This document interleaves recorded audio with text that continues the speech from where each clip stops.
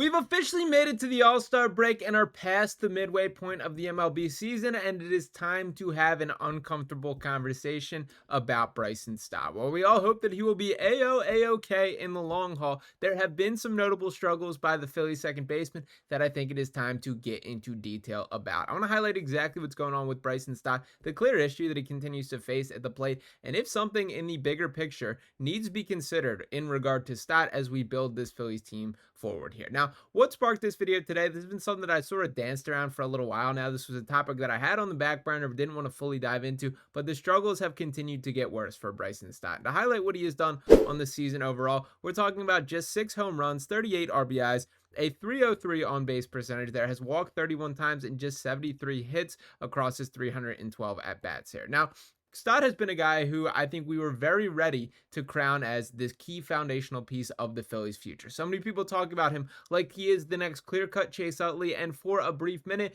it looked like he was on that trajectory, but there has been some notable slippage here. Now, to dive into his stats as a whole, I did want to look at the year-by-year breakdown, and you can see the clear breakout, and the slash lines are in particular what I'm looking at here, with 2023 being his best season with the team. That in 2023, he slashed 280 at the plate, 329 OBP, 419 slugging, and a 747 OPS there. That certainly is not elite by MLB standards, but you take that. I'd be completely satisfied if that is the production that Bryson Stott is giving us on a year in and year out basis. Also a 4.3 WAR, which is pretty impressive there. His defense speaks for itself, and I do want to get back to that in regard to the conversation, but then take a peek how things have gone from season to season. The following year, last year, that he hit slash lines of 245, 315, and 356 with a 671 OPS there, and then even more slippage this season. Looking at the numbers once again, 234 at the plate, 303 OBP, just a 333 slugging percentage, the worst of his career there, and is posting a 637 OPS. That is also the worst of his career. Now, for Stott in particular, I did want to pull up this article from The Good Fight, which did sort of spark my interest today to get into this here, and this lays out the case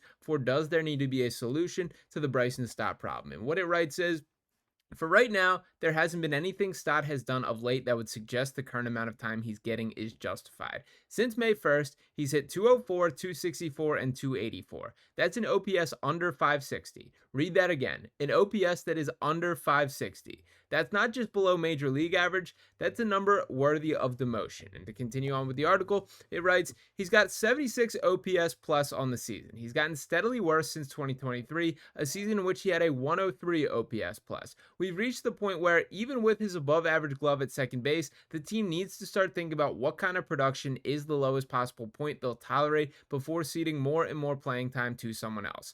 Maybe that someone is Edmundo Sosa. We've written in these pages about Sosa going in cycles where he's very good, usually followed by stretches where he's barely playable himself. But it's not hyperbolic to say that Sosa has earned the nod more often than not based on the season he is currently having. On a team that needs offense from the bottom of their lineup, adding another bat, particularly one that is right-handed like Sosa, can lengthen it that much more. One could argue that Stott is merely stuck in a rut, that what we're seeing out of him is just a player that cannot shake his slump, but his data would suggest otherwise. Baseball Savant sees a lot of blue on the stuff that counts when it comes to actually hitting the ball. Sure, the chase rate and whiff rate are still stellar, and that's an area where he has done well in his career, but the data that one looks at when Stott actually makes contact is near the bottom of the league. When he does hit the ball, he isn't doing anything with it. That's got to change, and soon. Now, when having the entire Bryson Stott conversation, there are clear positives in his game. That he's one of the best defenders on this Phillies roster, and particularly when playing next to Trey Turner, that is an important factor there. Also, his eye at the plate, as the article mentions, is a huge bright spot of his, and on a roster with guys like Nick Castellanos and Kyle Schwarber, who's ready to take hacks up there, and plenty of other guys who are ready to go down swinging right away, having Stott with a little bit of patience at the plate certainly does stand out in contrast there, and something that is necessary when you factor in running up the pitch count on opposing pitchers, or just working the count, making smart decisions at the plate. But if he's not doing anything with the ones when he ultimately gets, that is a problem there. Now, to dive into the specifics of that in particular, I did want to highlight the fastball rate. And shout out to John Stolness, who's all over this here, tweeting, "It's all about the fastball. Bryson Stott can't hit a big league fastball. Stats on fastball. This is the average and the slugging and the hard hit percentage. In 2025, this year, he's posting a 242 average, a 382 slugging, and just a 33.7% hard hit percentage. Last year, 217 at the plate, 343 slugging percentage, and 28.5% hard hit rate against fastballs there. In 2023, which was the breakout season here where he really found something at the plate, that he slashed 304 against fastballs there from a batting average perspective. 439 on the slugging, a 41.4% hard hit percentage. But looking at the season prior, which was of course his rookie year, a 209 average, 324 slugging, and a 33.3% hard hit percentage there. Now, fastballs in general are something that hitters are typically looking to tee off on. The faster it comes in, the faster it can go out, and if you have a little pop in your game, that's something that you can turn on a dime and do some production. That is just not the case with Bryson Stott, and that is something where if that is something you're conscious of that you can work around, that you're waiting for the breaking stuff or have curveball that you want to match, that is manageable there. But we have not seen that on display this season. And a couple other stats that I did want to pull here, also coming from John Stallness, that he says since 2022, there have been 148 players to accumulate at least 1,500 plate appearances. Over the last 4 years, Bryson Stott's WRC plus of 89 ranks 136th. Among 20 second basemen matching that criteria, he's 19th. Only Adam Frazier has been worse. And to dive into a little bit of a breakdown by month here with Stott, that this coming from Jeff Kerr of CBS, he tweets out that in March and April, Stott batted 297 at the plate. In May, 216. In June, 202. And in July, just 185 at the plate. Not trending in the right direction there whatsoever, and that is why we have to have this conversation. Now, from the Phillies' perspective, the obvious fix, which was pointed out in that Good Fight article, it is Edmundo Sosa. That is a guy, as referenced in the article, goes through stretches where he looks every bit the starting caliber second baseman that a team can hope for. That he does go on tears, and we've already seen one of them this season where he was terrific for a stretch. But it does come in cycles, and while Sosa, when he's at his best, is deserving of that spot, there are the stretches where he's at his worst. And frankly, if there was a bit more consistency in his game, I think it's pretty likely that he would have clung on to a starting role, whether it was on the Phillies or another organization to that point. That has not happened, and I do think that is telling.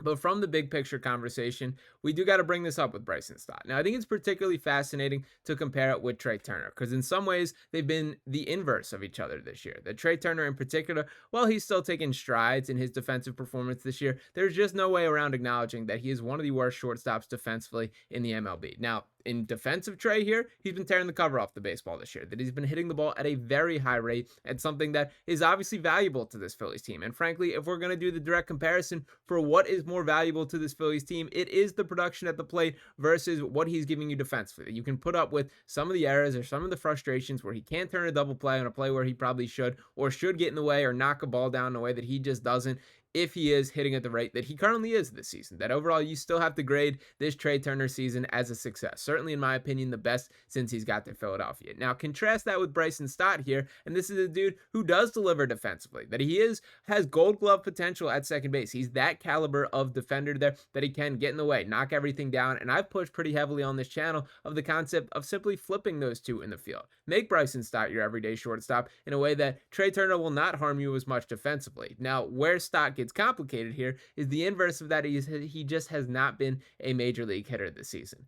This Phillies team has a lot of things to address at this trade deadline when we talk bullpen, talk another outfield bat. I don't think second base is anywhere close to the top of that list here. I think the honest truth here is they're going to ride things out with Bryson Stott being the second baseman for at least this season. But I do wonder if there's a bit of a growing doubt within the organization, is this sustainable long term? I talked about this with Alec Boehm, and of course we had the daycare moment where these guys were waiting for him to grow up, with Bryson Stott and Alec Boehm each a part of that class there. We saw Alec Boehm take that all-star leap last season, and it was shocking to me that if you told me going into the year which of these two will take that type of jump, Bryson Stott would have been my prediction there. But it's been exactly the opposite there, that we've continued to see regression from him, that the stats do not lie on what he's bringing to the table, and now we're talking about Bryson Stott at 27 years old. There needs to be a change within his game, and the point that was noted in the article here is there are 3 options to send him down to the minor leagues. I don't think that is going to happen. I think it's more likely than not that Rob Thomson allows him to play through his mistakes, figure something out, and hopefully find something here. They don't need Bryson Stott to be the best hitter on the team. They just need him to be a competent MLB hitter. And unfortunately, to this point, he really has not been that this season. So that is a growing storyline that I do think is worth noting here. He does have 2 years of arbitration for over the next 2 seasons. He certainly is not helping his value from a negotiation standpoint based on what he's producing on the field this year. But I do wonder if there's a wandering eye to when you evaluate this Phillies team, and we've had these big picture conversations, that they're pretty landlocked in a lot of the positions here. We'll see what happens with Kyle Schwarber, who's obviously an impending free agent, but you have Bryce Harper at first base. You have a ton invested in Trey Turner there. Cassiano is holding things down in right field, at least for the time being here. That if you're looking at spots to upgrade, could second base be a position specifically here that they're more interested in making a priority moving forward? Could that be a spot where you can raise the level of this entire Phillies team by upgrading at that potential position? The best case scenario for this Phillies team is Stott's able to find that 2023 form again. If you can get that version of him, all of a sudden you're feeling pretty satisfied. But now we're looking at a fairly decent sample size of time in which he's been pretty far from that type of player. So I'm officially on the watch list for Bryson Stott, with my level of concern continuing to increase here. I don't love that it is trending in the wrong direction from a month-by-month basis here, and I do hope that after the All-Star break with a little bit of downtime, maybe he can turn things around. I know he's just had a couple kids here, maybe he's tired at home, whatever the case may be, but the bottom line is this Phillies team needs more from Bryson Stott, and I don't think he's going to love the next steps if that does not happen. So we'll see what goes down in the second half of the season, but do want to hear from you guys in the comments. What is your level of concern with Bryson Stott? Is this something that I'm overreacting to? Is this something that you're on board with? Frankly, I do think I've pushed off this video topic for quite a bit of time, and it does feel the proper time to me to dive into it. So that's where I'm at on the Bryson Stott situation. Would love to hear from you guys in the comments. Is it Edmundo Sosa time? Is it time to approach the position differently moving forward? Maybe keep an eye on it for the offseason, and maybe does Bryson Stott need a little bit of time in the minors to sort things out? Drop your thoughts in the comments below. Appreciate each and every one of you guys tuned in this video as always. If you have not already, make sure you're smashing that subscribe button, dropping a like on this video here. I'll be back talking to you next time right here on Phillies Digest.